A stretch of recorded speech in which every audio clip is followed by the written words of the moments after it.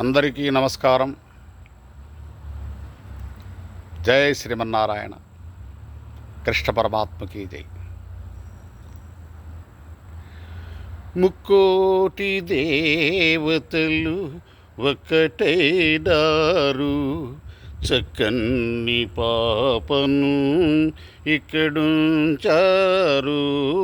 ముక్కోటి దేవతలు ఒక్కటైనారు, చక్కని పాపను ఇక్కడుంచారు. ఎక్కడున్నా కానీ దిక్కువారే కదా, ఎక్కడున్నా కానీ దిక్కువారే కదా. చిక్కులను విడదీసి దరిచేర్చలేరా. ముక్కోటి దేవతలు ఒక్కటైనారు, చక్కని పాపను ఇక్కడుంచారు. ఆలి ఎడబాటెప్పుడు అనుభవించెడివాడు, అలమేలు మంగపతి అవనిలో ఒక్కడే. ఏడుకొండలవాడు ఎల్లవేళలయందు, ఏడుకొండలవాడు ఎల్లవేళలయందు. దోగాడు బాలునికి తోడు నీడవుతాడు. ముక్కోటి దేవతలు ఒక్కటైనారు, చక్కని పాపను ఇక్కడుంచారు. నెల్లూరి సీములో చల్లంగ శయనించు శ్రీరంగనాయక ఆనందదాయకం. తండ్రి మనసుకు శాంతి, తనయునికి శరణు.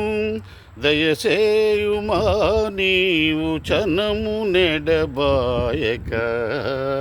ముక్కోటి దేవతలు ఒక్కటైనారు, చక్కని పాపను ఇక్కడుంచారు. భక్త ప్రహ్లాదుని లాలించి బ్రోచిన నారసింహుని కన్న వేరు దైవము లేదు. భక్త ప్రహ్లాదుని లాలించి బ్రోచిన నారసింహుని కన్న వేరు దైవము లేదు. బరువాయ బ్రతుకు చెరువాయ కన్నీరు, కరుణించి కాపాడు మా కనకదుర్గా. ముక్కోటి దేవతలు ఒక్కటైనారు, చక్కని పాపను ఇక్కడుంచారు. జై శ్రీమన్నారాయణ. జై శ్రీరామ్. జై హనుమాన్. నేటి మాట: దైవకృప వల్ల కలిగే లాభం ఏమిటి? గత జన్మ కర్మను ఈ జన్మలో అనుభవించాలని ఎంత కృప ఉన్నను మనిషి దాని నుండి రక్షించలేడని అందరూ చెప్పే మాట. కానీ భగవత్కృప ఉన్నవారు అలాంటి కర్మతో బాధపడవలసిన అవసరం లేదు. తీవ్రమైన నొప్పి మిమ్మల్ని బాధ పెట్టినప్పుడు వైద్యుడు మీకు మార్ఫిన్ ఇంజెక్షన్ ఇస్తాడు. అప్పుడు మీరు నొప్పిని అనుభవించడం అయినప్పటికీ అది శరీరంలో ఉంది. దయ అనేది మార్ఫిన్ లాంటిది. మీరు ఆ నొప్పి అనుభవించి దాని ద్వారా వెళ్ళినప్పటికీ నొప్పి అనుభూతి చెందరు. భగవంతుని దయ అనేది మీరు అనుభవించాల్సిన కర్మ యొక్క దుష్ప్రభావాన్ని తొలగిస్తుంది. పాత మందులు కూడా ఉన్నాయి, అవి ఒక నిర్దిష్ట సమయం తర్వాత పనికిరావు.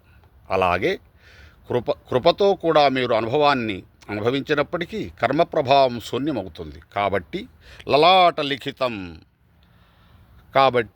లలాట లిఖితం నుదుటిపై వ్రాయబడిన విధి నిష్ఫలంగా మారదని చెప్పడం తప్పు.